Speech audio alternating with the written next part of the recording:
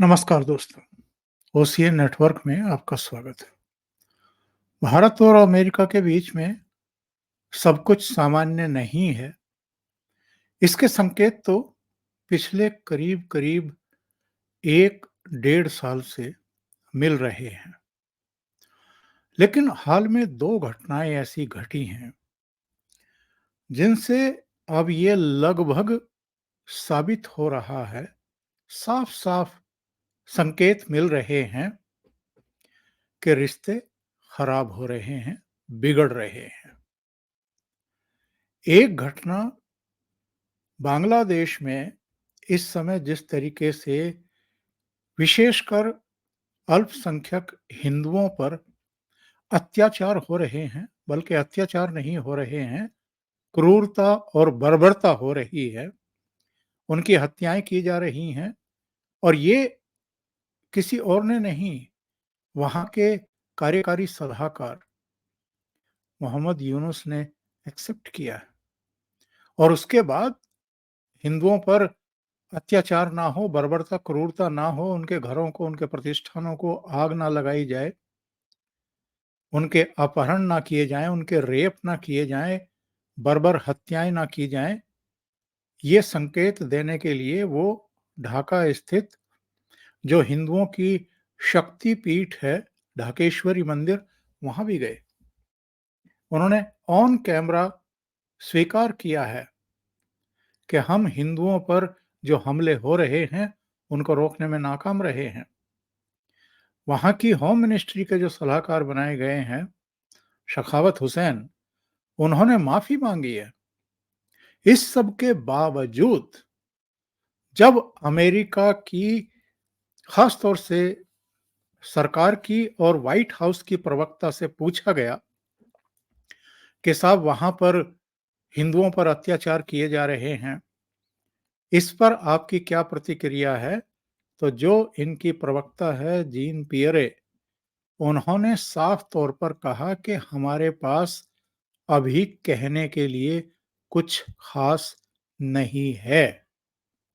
उन्होंने कहा कि कुछ अमेरिकन और कुछ हिंदुओं के समूह ने मिलकर के अभी 2 दिन पहले व्हाइट हाउस के सामने प्रदर्शन किए हैं और उनसे ये भी पूछा गया था, एक पत्रकार ललित के द्वारा, कि शेख हसीना ने ये बयान दिया है कि अगर मैं अमेरिका के प्रेशर में आकर के जो हमारा एक द्वीप है, उसे दे देती, तो मेरी सरकार बनी रहती। इस पर भी व्हाइट हाउस की प्रवक्ता जीन पियरे ने यही कहा कि मैं इस पर कोई प्रतिक्रिया व्यक्त नहीं कर रही हूं, हमारे पास कहने को कुछ नहीं है। ये तो एक घटना है, यानी बांग्लादेश में हिंदुओं पर जो अत्याचार हुए हैं, जो हिंसा हुई है, शेख हसीना सरकार का जो तख्ता पलट हुआ है, उस पर अमेरिका चुप्पी साधे हुए है और सिर्फ ये कह रहा है कि हम वहाँ के घटनाक्रम पर बारीक नज़र रखे हुए हैं।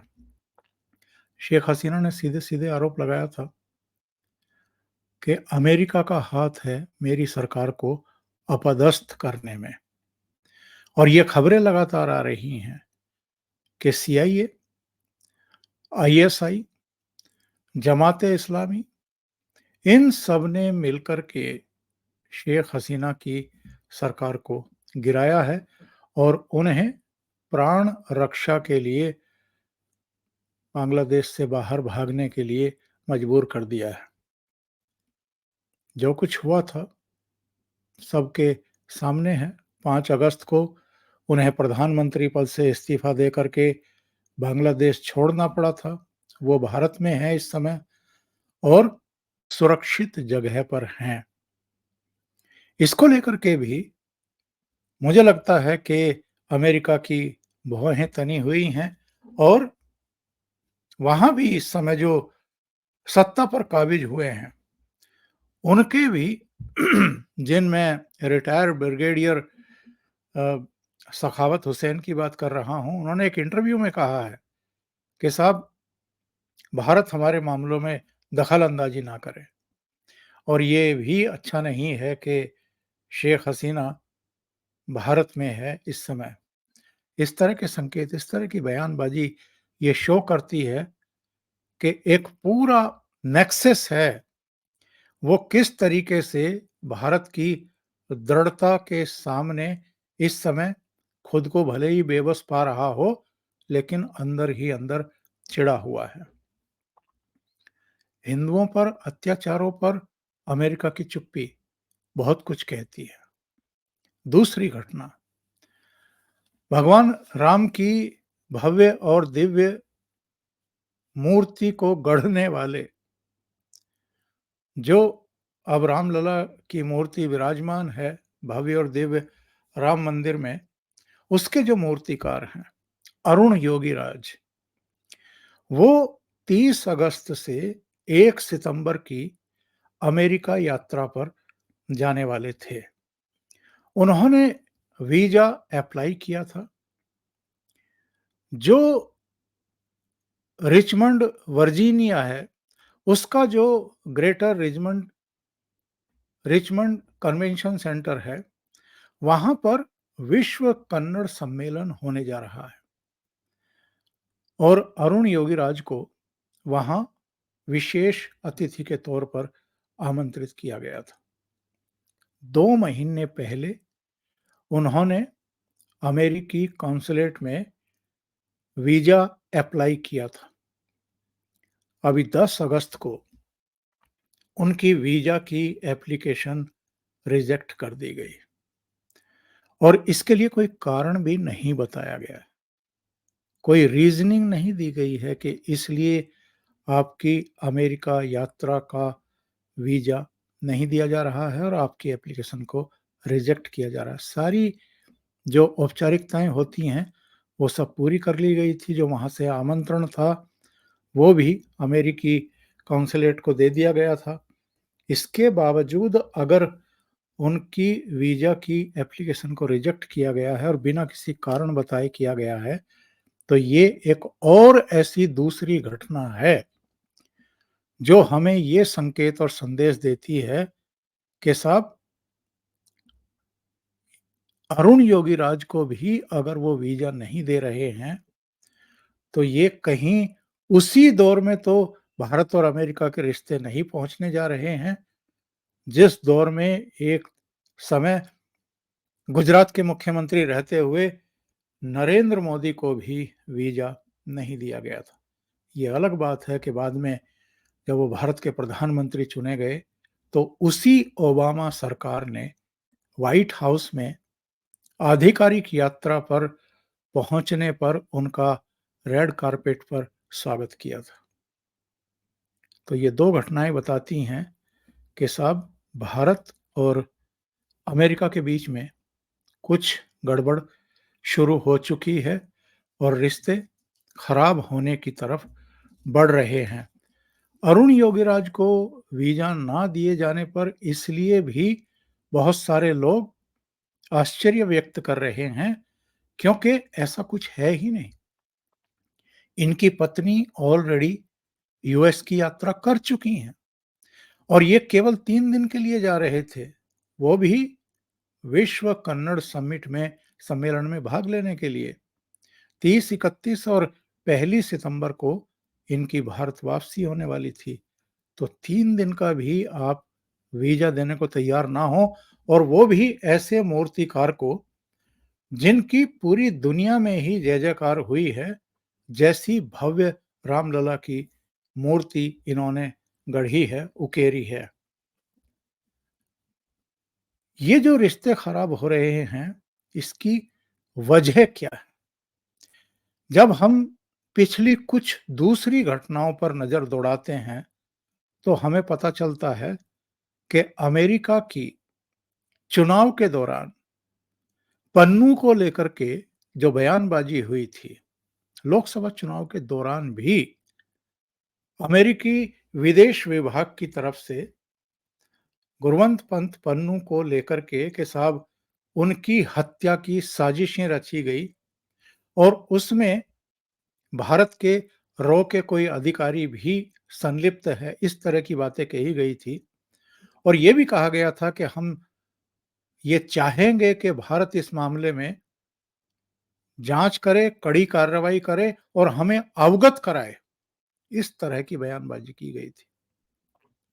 बाद में आपको ध्यान होगा, नाविका कुमार और सुशांत सिन्हा के साथ जब प्रधानमंत्री नरेंद्र मोदी का इंटरव्यू हो रहा था और जब ये सवाल पूछे गए थे कि विदेशों की तरफ से भी कुछ बयानबाजियाँ हुई हैं चुनाव के दौरान, तो प्रधानमंत्री नरेंद्र मोदी का कहना था कि हमारे यहाँ चुनाव जो हैं वो लोकोत्सव की तरह है और दुनिया टिप्पणी करे तो हमें कोई ऐतराज़ भी नहीं है, लेकिन मैं ये देख रहा हूँ कि हमारी चुनावी प्रक्रिया में हस्तक्षेप हो रहा है।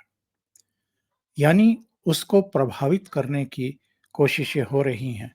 बीच चुनाव अगर अमेरिका का विदेश विभाग या वहाँ का कोई अधिकारी पन्नू की तथाकथित हत्या की साजिश की बात करता है, इसका मतलब ये है कि मोदी सरकार और चूँकि प्रधानमंत्री नरेंद्र मोदी भारतीय जनता पार्टी के नेता हैं और भारतीय जनता पार्टी तीसरी बार केंद्र की सत्ता में आने के लिए चुनाव लड़ रही थी और देश के भीतर और देश के बाहर की बहुत सारी शक्तियाँ इस बार उनको रोकने की कोशिश भी कर रही थी।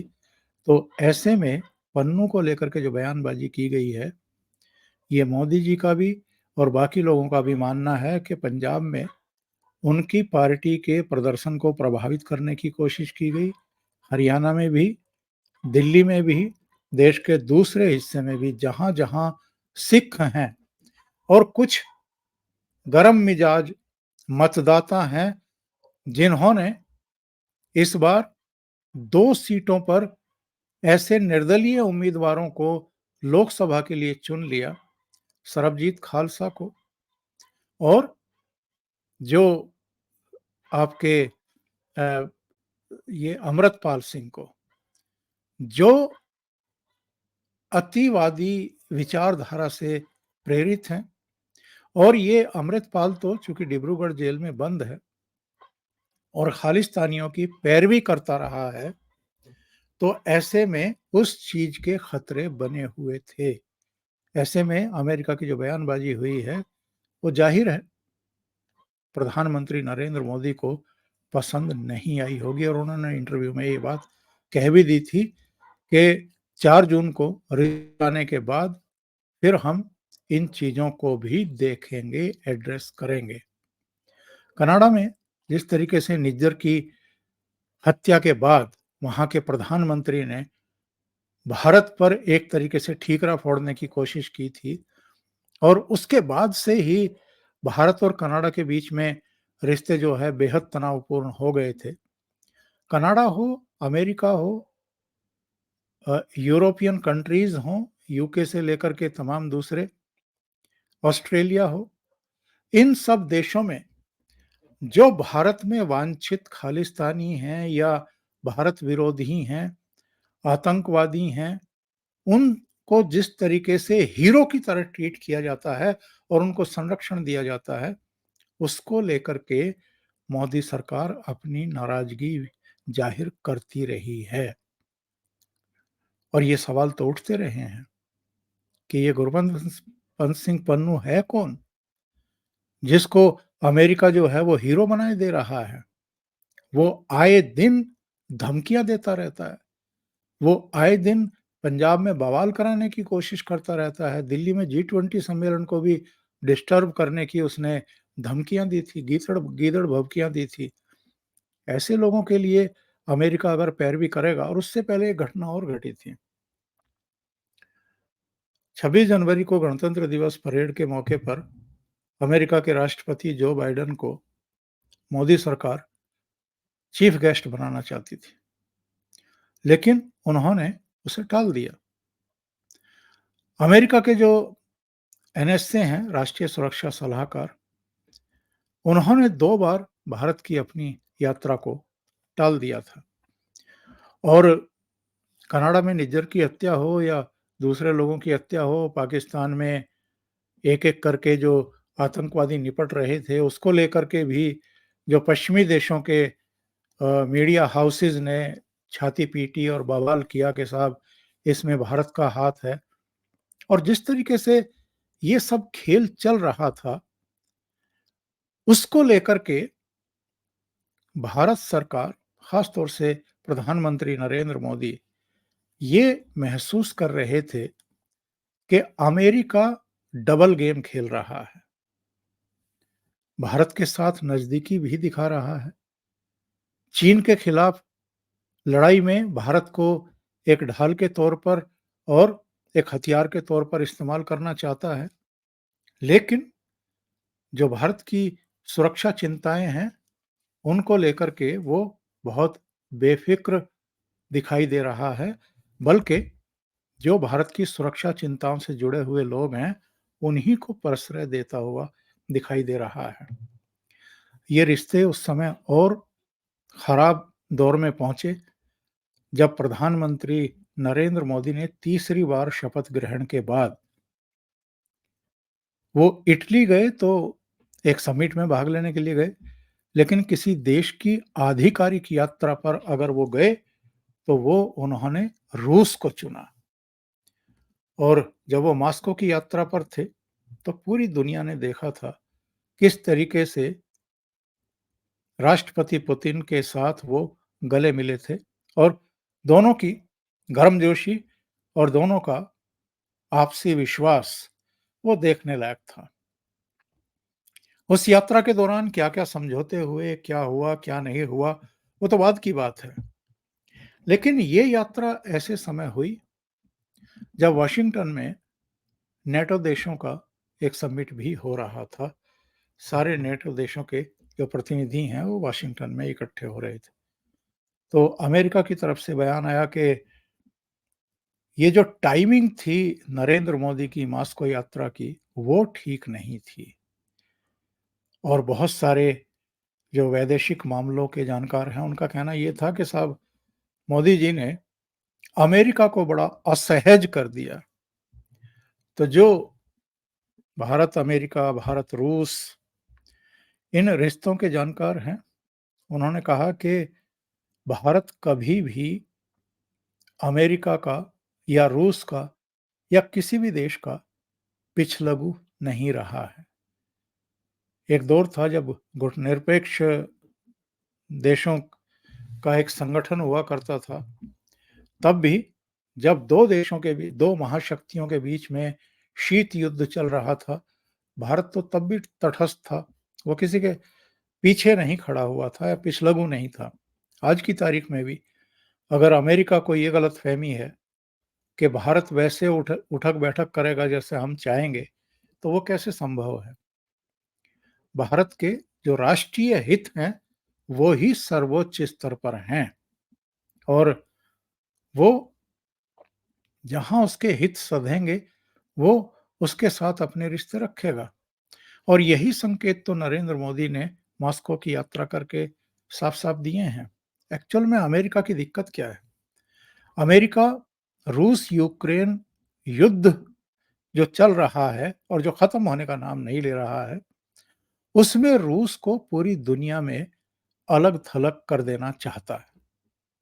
लेकिन चीन भी रूस के साथ खड़ा है, उत्तर कोरिया भी साथ खड़ा है, ईरान के साथ भी रूस के बहुत अच्छे रिश्ते हैं, कई दूसरे देशों के हैं।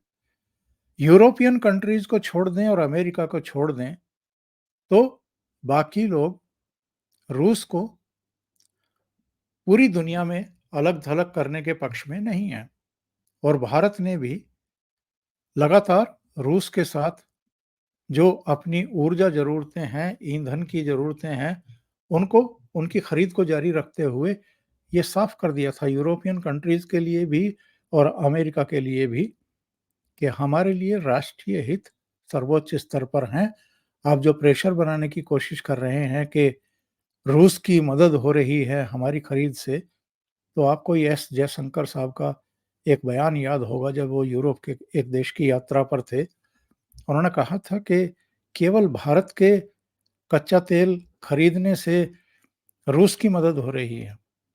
हम 1 महीने का जितना तेल खरीदते हैं रूस से, उतना तो यूरोपियन कंट्रीज़ जो हैं वो सुबह से लेकर के दोपहर तक खरीद लेते हैं।